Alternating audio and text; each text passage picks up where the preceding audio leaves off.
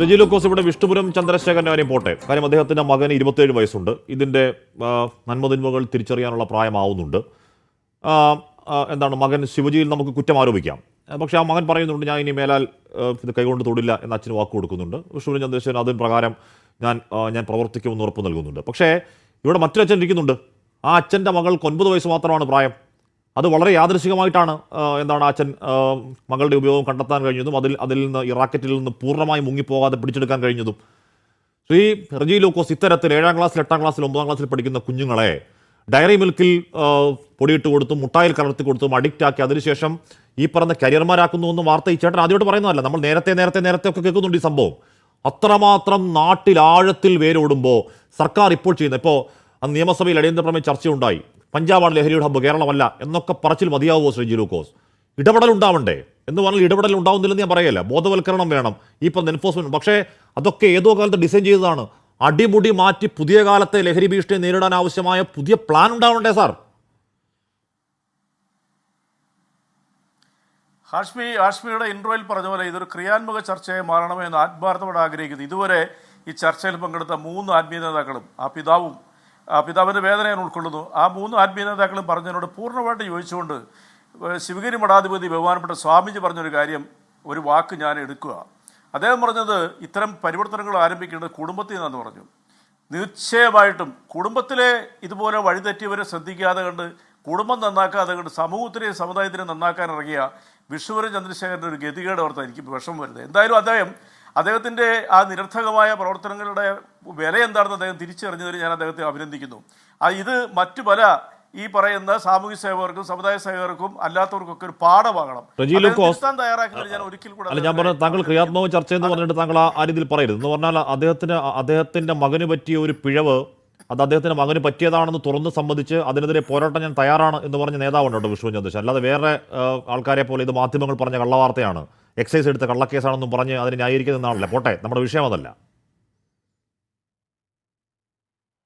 അല്ല, ഞാനതിനെ പോസിറ്റീവായിട്ടാണ് പറഞ്ഞത്. കാരണം സമൂഹത്തിൽ പ്രവർത്തിക്കുമ്പോൾ സ്വാമിജി പറഞ്ഞ പോലെ കുടുംബമാണ് ആദ്യം നമ്മൾ ശ്രദ്ധിക്കേണ്ടത്. അവിടെ എന്തെങ്കിലും തകരാറ് വന്നാൽ ആ തകരാറിനെ കണ്ടുപിടിക്കാതെ കണ്ട് സമൂഹത്തിൽ പ്രവർത്തിക്കുന്നതിൻ്റെ അർത്ഥശൂന്യതയെക്കുറിച്ച് ഞാൻ പറഞ്ഞോളൂ. അത് അദ്ദേഹത്തിന് ബോധ്യമായത് മാതൃകാപരമാണ്. ഞാൻ അദ്ദേഹത്തെ അഭിനന്ദിക്കുകയല്ലാണ്, കുറ്റപ്പെടുത്താൻ പറഞ്ഞതല്ല. അത് നമ്മൾ ഈ കേൾക്കുന്ന ചർച്ച ചെയ്യുന്നവർക്കറിയാം. മറ്റൊരു പ്രത്യേകത എന്നുകൊണ്ട് നിങ്ങൾ മനസ്സിലാക്കണം, നമ്മളൊരു ഭരണകൂടത്തിനെയും പോലീസ് സംവിധാനത്തിനെയും എക്സൈസിനെ മാത്രം കുറ്റപ്പെടുത്തിക്കൊണ്ട് നമ്മളതൊരു ഒളിച്ചോടൽ നടത്തുന്നതിന് അർത്ഥമില്ല. ഭരണ സംവിധാനത്തിനും എക്സൈസിനും പോലീസ് സംവിധാനത്തിനും നിയമത്തിനൊക്കെ അതിൻ്റെതായ റോളുണ്ട്, അത് നിഷേധിക്കുന്നില്ല.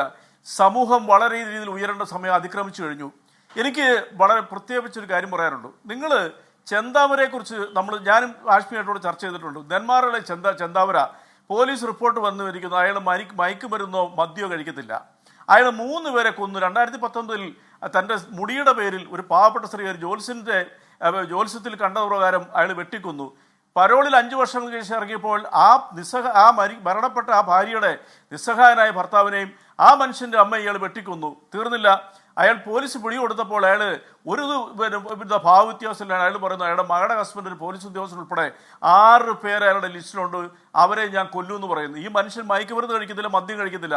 അയാളിൽ കണ്ടതെന്താ? അമ്മയെ കഴുത്തറുത്തവൻ തൃശ്ശൂർ ജില്ലയിൽ കഴിഞ്ഞ 10 ദിവസം മുമ്പ് മയക്കുമരുന്നും മദ്യവും കഴിക്കുകയില്ലെന്ന് പോലീസ് റിപ്പോർട്ടുണ്ട്. അപ്പൊ ഇവരെ സ്വാധീനിച്ച താമരശ്ശേരി അമ്മയെ കഴുത്തറുത്ത 2 മക്കളും ലഹരിക്കടിമകളാണ്. അമ്മയെ കഴുത്തറുത്ത അടുത്ത് വന്ന 2 കേസുകളും ലഹരിക്കടിമകളാണ്. അച്ഛനെ കൊന്ന അവന് ലഹരിക്കടിമയാണ്. അത് വേറെ. ഞാൻ പറഞ്ഞല്ലോ, വടക്കൻ പറവൂർ സമൂഹത്തുള്ള ഒരു ഗ്രാമത്തിൽ 3 പേരെ കൊന്നവൻ മയക്കുമരുന്നിന് അടിമയാണ്. നിങ്ങൾ പറയുന്ന തൃശ്ശൂർ ജില്ലയിൽ മയക്കുമരുന്നിന് അല്ല, ഇത് കേൾക്കുക, ഞാനൊന്ന് പൂർത്തീകരിക്കട്ടില്ല. അല്ല സാറേ, എനിക്ക് മനസ്സിലായി റജി ലൂക്കോസ്, താങ്കൾ പറയുന്ന ഈ അമ്മയെ കൊന്ന ആളും മയക്കുമരുന്നിന് അടിമയാണ്. തൃശ്ശൂരും താമരശ്ശേരിയും ഉണ്ടായ 2 സംഭവങ്ങളിലെ 2 വിദ്യാർത്ഥികളും മയക്കുമരുന്ന് അടിമകളാണ്. അല്ല, ഇത് കേൾക്കൂ. അതല്ല, സ്വന്തം അമ്മയെ അടി കൊടുത്ത് കത്തിക്കൊണ്ട് കഴുത്തിനർത്ത് ഒരു മയക്കുമരുന്നിന് അടിമയില്ലാത്ത ഒരുത്തവൻ ബ്ലാക്ക് വർഷിപ്പിന്റെ പരിണിത ഫലമായിട്ട് ചെയ്തതാണെന്നുള്ളവരും ഇവിടുത്തെ മാധ്യമങ്ങൾ റിപ്പോർട്ട് ചെയ്തിട്ടുണ്ട്. ഞാനിരിക്കുന്നത് കോട്ടയം ജില്ലയിലെ ഉന്നത വിദ്യാഭ്യാസ യോഗ്യത ദമ്പതികളും അവരുടെ സുഹൃത്തായി തിരുവനന്തപുരത്തെ ഒരു വനിതാ ടീച്ചറോട് അരുണാചൽ പ്രദേശിൽ പോയി സ്വയം പീഡിപ്പിച്ച് ആത്മഹത്യ ഞാൻ പറയുന്നത് ഇപ്പൊ ചെന്താമരയെ പോലെയുള്ള കൂട്ടക്കൊലപാതകൾ നേരത്തെ ഉണ്ടായിട്ടുണ്ട്. ഇപ്പൊ റിപ്പർ ചന്ദ്രനെ പോലെയുള്ള ആൾക്കാർ നേരത്തെ ഉണ്ടായിട്ടുണ്ട്. ക്രൈം ഉണ്ട് അവിടെ, ഇല്ലെന്ന് ഞാൻ പറയുന്നില്ല. റജി ലൂക്കോസ്, ഞാൻ പറയുന്നത് ഈ കൊലപാതകികളൊക്കെ മയക്കുമരുന്ന് ഉപയോഗിച്ചിട്ട് മാത്രം കൊലപാതകികളാണ് എന്ന് പറയുന്നതല്ല. ഞാൻ പറയുന്നത് കണക്കിൻ്റെ അടിസ്ഥാനത്തിലാണ്. പോയ 2021 22 എത്തുമ്പോൾ 300-400% വർധനമാണ് പിടിച്ച കേസുകളിൽ മാത്രം. ഞാൻ തുടക്കത്തിൽ ഇൻട്രോയിൽ പറഞ്ഞ ഈ കഴിഞ്ഞ ഇന്നും ഇന്നലെയുമായി വന്ന ഈ മയക്കുമരുന്ന് പിടിച്ച കേസുകളുടെ എണ്ണം 10-25 കേസുണ്ട്. റജി ലൂക്കോസ്, ഇത്രയൊക്കെ പിടിച്ചിട്ടും ഒഴുക്ക് നമുക്ക് തടയാൻ കഴിയുന്നില്ല. അത് ക്രൈമിലേക്ക് നയിക്കുന്നു. അപ്പോൾ താങ്കൾ പറഞ്ഞ് സ്ഥാപിക്കാൻ ശ്രമിക്കുന്നത് എന്താണ്? ഈ പറഞ്ഞ മയക്കുമരുന്നും കൊലപാതകവും തമ്മിൽ ബന്ധമില്ലെന്നാണോ പറയാൻ വരുന്നത്? അങ്ങനെ പറയല്ലേ റജി ലൂക്കോസ്? ഹാഷ്മി, ഞാൻ ഒരിക്കലും അങ്ങനെ പറയുന്ന വ്യക്തിയല്ല. ഞാൻ ഈ മയക്കുമരുന്നുകൾക്കെതിരെ സമൂഹത്തിൽ ഇറങ്ങി പ്രവർത്തിക്കുന്നവരിൽ ഒരാളാണ് ഞാൻ പറയുമ്പോൾ മയക്കുമരുന്നിന്റെ വ്യാപനങ്ങളെ തടയുന്നതോടൊപ്പം തന്നെ മറ്റ് മയക്കുമരുന്നിനേക്കാളും ഭീകരമായിട്ടുള്ള സാമൂഹ്യ വിരുദ്ധതയ്ക്ക് ഇടവരുന്ന ചില മയക്കുമരുന്നിനേക്കാളും ദോഷമായ ചില കാര്യങ്ങൾ നമ്മൾ ചർച്ച ചെയ്യണമെന്ന് ഞാൻ പറഞ്ഞുള്ളൂ. കൊലപാതകങ്ങൾ നടക്കുന്നത് മുഴുവനും മയക്കുമരുന്നിന്റെ പേരിലാണെന്നും പറഞ്ഞ് നമ്മൾ ചർച്ച ചെയ്ത് ഒരു വശത്തെ മാത്രം കാണുമ്പോൾ മറുവശത്ത് അതിലും നിസ്സംഗതരും നിർവികാരികളുമായി ചെറുപ്പക്കാരനെ സൃഷ്ടിച്ചുകൊണ്ട് കേരളത്തിൽ നടക്കുന്നത് ഇപ്പൊ ഈ 3 ആത്മീയ നേതാക്കളും ഞാൻ വളരെ വ്യക്തമായിട്ട് പറയാം. ശിവഗിരി ആശ്രമം, അതുപോലെ തന്നെ നമ്മുടെ പാള ഇമാം, അവരെ പോലുള്ളവർ, കത്തോലിക്ക സമൂഹമൊക്കെ അവരുടെ സ്ഥാപനങ്ങളിൽ അവരുടെ ആലയങ്ങളിലൊക്കെ ഇതിനൊക്കെതിരെയുള്ള തുറന്ന യുദ്ധം തന്നെ പ്രഖ്യാപിച്ചിട്ടുണ്ട്. ഞാനൊക്കെ അതിൽ പങ്കെടുക്കുന്ന ആളാ. അതിനോടൊപ്പം തന്നെ ഈ ഭക്തി കച്ചവടം ചെയ്ത് മാർക്കറ്റ് ചെയ്ത് ഇതുപോലെ ദുരാചാരങ്ങളും അതുപോലെ വ്യാപിപ്പിക്കുന്നവരും ഒരു വലിയ ദുരന്തങ്ങളെ ഇവിടെ സൃഷ്ടിക്കുന്നുണ്ട്. അങ്ങനെ കൊലപാതകങ്ങൾ നടക്കുന്നുണ്ട്, സ്വയം ആത്മഹത്യയുടെ. അപ്പൊ അതിനെ കൂടി ചർച്ച ചെയ്യാൻ സർക്കാരിന്റെ റോളിലേക്ക് ആ ചോദ്യം ഞാൻ മറുപടി ബാധ്യസ്ഥരാ. കേൾക്കൂ, അതാണ് ഞാൻ പറഞ്ഞത്. നമ്മളൊരു ഡിബേറ്റ് ചെയ്യുമ്പോൾ സർക്കാർ പോയ കാലത്തിന്റെ പഴയ കാലത്ത് ഡിസൈൻ ചെയ്ത ലഹരി വിരുദ്ധ പോരാട്ടം മതിയാവില്ല. സമൂഹത്തിൽ വരുന്ന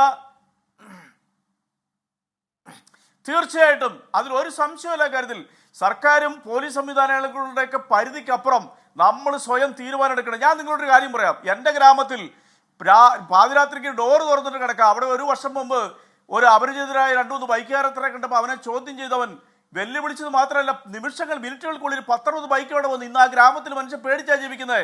അത് ഈ മയക്കുമരുന്ന് വ്യാപാരികളാ. നമ്മുടെ ഗ്രാമങ്ങളെ പോലും പിടിച്ചു വിളിക്കുന്നു. നമ്മുടെ കുഞ്ഞുങ്ങളെ വഴിതെറ്റിക്കാൻ വേണ്ടി ഒരു മാഫിയ നടക്കുന്നു കേരളത്തിൽ. അവർ തഴച്ചു വളരുന്നു. എന്നാൽ ഞാനൊന്ന് ചോദിക്കട്ടെ, മദ്യം മാത്രം നിരോധിക്കണമെന്ന് പറഞ്ഞു സംഘടനകൾ കേരളത്തിലുണ്ട്. അവരാരെങ്കിലും ഈ മയക്കുമരുന്നിനെതിരെ ശബ്ദിക്കുന്നുണ്ടോ? നിങ്ങൾക്കറിയാമോ, കോവിഡ് കാലത്താണ് ഈ സാധനം ഇവിടെ വർദ്ധിച്ചത്. കോവിഡ് കാലത്ത് മദ്യം കിട്ടാത്തതിന്റെ പേരിൽ വ്യാജമദ്യം ഇവിടെ ഒഴുകി സ്വയം നിർമ്മിച്ചു. ഇതുപോലെ മയക്കുമരുന്നുകൾക്ക് വ്യാപനങ്ങൾ കൂടി. നമ്മൾ ഒരു വശം മാത്രം കണ്ടാൽ പോലും നമ്മുടെ സമൂഹത്തെ കാർന്നു തിന്നുന്ന ഇത്തരം അമിത ഭക്തി കച്ചവടം ചെയ്യുന്നവരെയും എത്തരം വ്യാപാരികളെയും ദുരാചാരങ്ങൾ മാത്രം വിട്ട് ഈ ജ്യോത്സ്യന്മാരെ പോലുള്ളവരെ, എല്ലാ മതത്തിൽപ്പെട്ട ജ്യോത്സ്യന്മാരെയും എല്ലാം അവരെയും ചോദ്യം ചെയ്യാനുള്ള തന്റെ ഇടം നമ്മൾ കാണിക്കണം. അതാണ് യഥാർത്ഥ മാധ്യമ പ്രവർത്തനം. മറ്റൊരു കാര്യം ഒരു വാചകം കൂടോത്ര അന്ധവിശ്വാസം ഇല്ലെന്ന് ഞാൻ പറയാം. നമ്മൾ ചർച്ച ചെയ്തിട്ടുണ്ട്. പക്ഷെ നമുക്ക് മുന്നിൽ നിൽക്കുന്ന വസ്തുത കൂടോത്രത്തെക്കാളും അന്ധവിശ്വാസത്തെക്കാളും ഇവിടെ സാറേ 6ാം ക്ലാസ്സിൽ 7ാം ക്ലാസ്സിൽ 8ാം ക്ലാസ്സിൽ പഠിക്കുന്ന കുഞ്ഞിന്റെ കൈകളിൽ ഈ പറഞ്ഞ ലഹരി യഥേഷ്ടം എത്തുക, അതിൽ വീഴാത്ത കുട്ടികളെ ഇത്തരത്തിൽ ഡയറി മിൽക്കിൽ ഈ സാധനം കലർത്തി കൊടുത്ത് അഡിക്റ്റ് ആക്കിയതിനു ശേഷം ഇതിന് 2000-3000 വിലയാണ്. 9ാം ക്ലാസ്സിൽ പഠിക്കുന്നവൻ്റെ 2000 രൂപ എവിടെ? അതിനുവേണ്ടി അവൻ പൈസ എടുക്കാൻ വേണ്ടി മോട്ടിക്കാൻ വേണ്ടി ഇറങ്ങുക, അല്ലെങ്കിൽ അതിനുവേണ്ടി മറ്റു കുറ്റകൃത്യങ്ങളിലേക്ക് ഇറങ്ങുക. ജീവിതകാലം മൊത്തം കുറ്റവാളിയാക്കാൻ തക്കതുള്ള വലിയ മാഫിയ നിൽക്കുമ്പോൾ കൂടോത്രം പറയാവോ? കൂടോത്രം പറയേണ്ട സമയത്ത് പറ. അല്ല, ഞാൻ പറഞ്ഞല്ലോ, നിങ്ങളാരും ഇത്തരക്കാരെ ഈ ഭക്തിയുടെ പേരിൽ നടക്കുന്ന ദുരാചാരങ്ങളെയും ഇത്തരം കച്ചവടക്കാരെയും നിർഗുണ പരബ്രഹ്മങ്ങളായിട്ട് ഒരു സമൂഹത്തെ മാറ്റി നിർവികാര ജീവികളായിട്ട് അവരെ ഒന്നിനും കൊള്ളാത്തവരായിട്ട് മാറ്റി തങ്ങളുടെ പോക്കറ്റ് വീർപ്പിക്കുന്ന ഇത്തരം കച്ചവടക്കാരെ നിങ്ങൾ മിണ്ടത്തില്ല. കാരണം ഇവർ നാളെ മതത്തിന്റെ ജാപ്യം കുത്തിക്കൊണ്ടവരും ഞങ്ങളുടെ വിശ്വാസം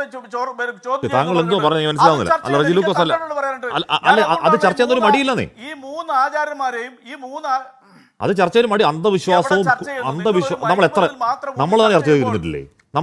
അന്ധവിശ്വാസം കൂടോത്രവും ഒക്കെ എതിർക്കപ്പെടേണ്ടതാണ്. ഈ പറഞ്ഞ അന്ധവിശ്വാസ നിരോധന ബില്ലെന്നൊരു ബില്ല് നടപ്പാക്കാൻ ഈ സർക്കാർ ഇച്ഛാശക്തി ഉണ്ടോ എന്ന് ചോദ്യം നമ്മൾ തന്നെ ചോദിച്ചിട്ടില്ലേ? അതുപോട്ടെ, നമ്മുടെ വിഷയം ഇപ്പം അതല്ലല്ലോ. നമ്മുടെ വിഷയം അതിനേക്കാൾ ഭീകരമായ ഭയാനകമായ കുഞ്ഞുങ്ങളെ കൊന്നൊടുക്കുന്ന ഒരു മാഫിയ ഇറങ്ങുന്നു. അതിനെ ചെറുക്കണ്ടേ, നിയന്ത്രിക്കണ്ടേ? അപ്പോഴൊക്കെ നമുക്ക് പഴയ കൂടോത്രം പറഞ്ഞുകൊണ്ടിരിക്കാൻ പറ്റുമോ?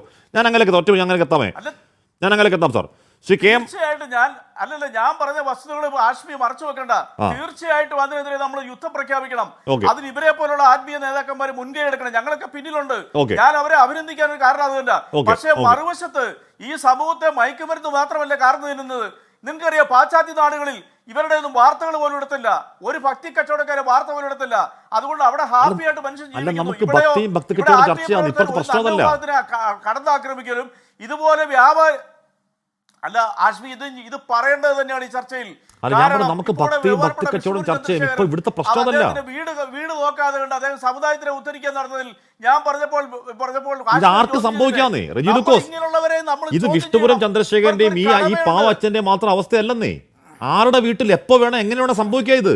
കാര്യം അത്രത്തോളം വീടിനടുത്ത് നിൽക്കുക. മക്കൾ ഉപയോഗിച്ചാൽ നമ്മളൊന്നും അറിയത്തില്ല. അറിയാതിരിക്കാനുള്ള അത്യാധുനിക വിദ്യകൾ ഈ കുട്ടികൾക്കറിയാം, അല്ലെങ്കിൽ ഈ കുട്ടികളെ ഏൽപ്പിച്ചു കൊടുക്കുന്നവർക്കറിയാം അത് പിടിക്കപ്പെടാതിരിക്കാൻ. അപ്പൊ മുന്നിൽ നിൽക്കുന്നവരെ അഭിനന്ദിക്കും. ഞാൻ അങ്ങനെയൊക്കെ റജി ലൂക്കോസ്, ഞാൻ നിങ്ങളോടൊരു കാര്യം തുറന്നു പറയാം. അല്ലല്ലോ, ഒറ്റ കാര്യം പറഞ്ഞോണ്ട് ഞാൻ നിർത്തുവാ. ഒറ്റ കാര്യം പറയാം. നമ്മുടെ സമൂഹത്തിൽ ഇന്ന് ഭയമാണ് ഇവരെ വിരൽ ചൂണ്ടാൻ. കാരണം എന്താ അറിയോ, ഇവരൊരു മാഫിയായിട്ട് വളർന്നു. അപ്പൊ ഇതുപോലെയുള്ള സംഘടനകൾ ശക്തമായിട്ട് മുന്നോട്ടിറങ്ങി ഇത്തരം മാഫിയകളെ, മയക്കുമരുന്ന് മാഫിയകൾക്കും ഇതുപോലെ മനുഷ്യനെ വഴിതെറ്റിക്കുന്ന ഇത്തരം പ്രസ്ഥാനങ്ങൾക്കെതിരെ ശക്തമായി മുന്നോട്ട് നിങ്ങൾ മാധ്യമങ്ങൾ മുന്നോട്ടിറങ്ങണം. മറച്ചു വെച്ചുകൊണ്ട് വൺ സൈഡ് ആയിട്ട് ഒരു സർക്കാരിനെ മാത്രം പഴി പറഞ്ഞുകൊണ്ട് നമുക്ക് ഇതിനെ നേരിടാൻ പറ്റില്ല.